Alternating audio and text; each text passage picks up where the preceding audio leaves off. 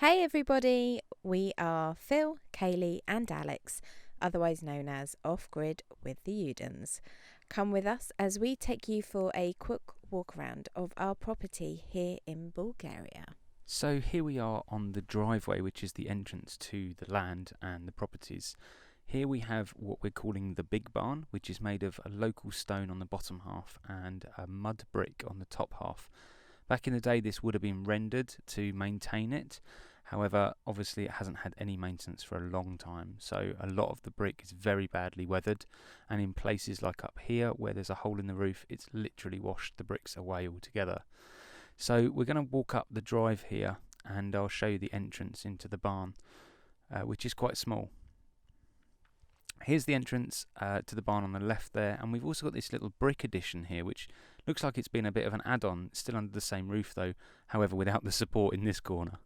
So this is a little self-contained room here, which is absolutely packed with straw, and it's terribly built using just mud really. There's seems to be no cement here whatsoever. You can literally just wipe the mud away there, which holds the bricks. Yeah, it's more like a Jenga wall really. You could tap it and the bricks would just fall straight out. Yeah, exactly. A pressure washer would wash it all away. In here's in quite good condition, but the roof again is leaking all over the place, and I think we're definitely going to have to rebuild this one, as well as clear it of all the hay. So that was our first barn, which is over on our left. We're now going to go over in the distance there to our boundary barn. Now, this lovely looking walnut tree does actually look like it's on its last legs, but behind it you will see a very old pigsty, we think. And we think this barn used to be holding animals, really. You've kind of got it divided into three sections, and if we go into this end one here, this is the nice light and airy one. Yeah, the air conditioning's good in this one, in this barn. The aircon's really good. Missing a wall.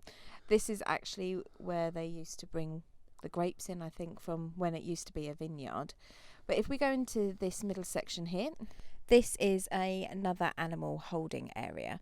I believe this bit is probably for the chickens, and this area will be the future home for my donkey. I'm very excited about that. Yeah, Kaylee's obsessed with getting a donkey. Not quite sure why that is. They're quite popular out in Bulgaria, but yeah, I'm not keen for that anytime soon, that's for sure. Well, anyway, this will be my animal barn. Yep, and then I suppose this brings us to our third and final barn, and actually I think this is my personal favourite barn out of the three of them.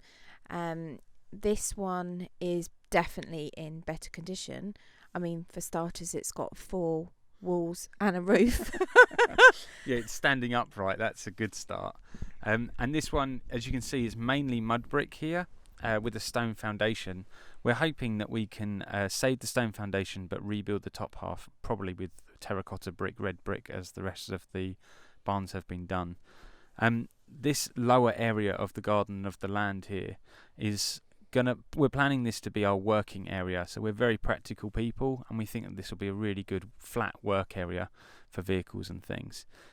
But that's enough of the barns and the kind of like agricultural side of things. Let's go over into the garden, which I refer to as the back garden, even though Phil would argue that it is at the front of the property. Well, it definitely is the front garden, isn't it? Because that's where the front door is. Yeah, but we're going to refer to this as the back garden. Unless I'm talking about it, and then it'll be the front garden. This really must have been beautiful in its heyday. You can really see that it would have been used for kind of like the vegetable area, I suppose. And I cannot wait to get this planted up. Yeah, the garden's lovely. But moving on to that, we have the house, which, as you can see, is in quite a state, and it's very much overgrown. The house is in quite bad condition. It's been left to rack and ruin for a while. Actually hasn't been lived in for 10 years, so we've got a lot of work on our hands. Moving this way over the top of the garden, we're moving towards, just behind that overgrowth there, you can see as we come up, there is the Soviet-style concrete summer kitchen, they call it, which, looking down on the bottom left-hand corner there, you cannot even get to that doorway, which is I mean, the overgrowth is something else that we were dealing with altogether. And this is the old summer kitchen, which was before, I presume, predates the concrete one. The roof's all fallen in there and was of mud brick construction as well. Something that is quite cool though is this original bread oven in the old summer kitchen. Really like that. Moving on though, we have the outside toilet. Believe it or not, this is still relevant in rural Bulgaria.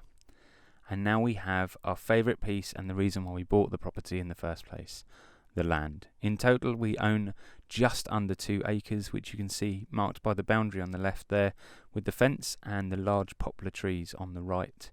It used to be a vineyard this, so it's a south-facing bank, and it is quite hilly as well. It's quite steep in places. The land is also very overgrown. It hasn't been tended to for a very long time. As you can see here, there's overgrowth everywhere, and it's going to be a lot of work to get this clear. But we've got some fantastic plans and some great ideas ready for this space. Not only is this a big project, but it's also one we're actually hoping to complete by ourselves and on a very minimal budget. Yeah, we're also planning to do as much as humanly possible off-grid and more self-sufficient, both in the ways of power, water and food. So there's a lot of work ahead of us, but we're not shy of a bit of work.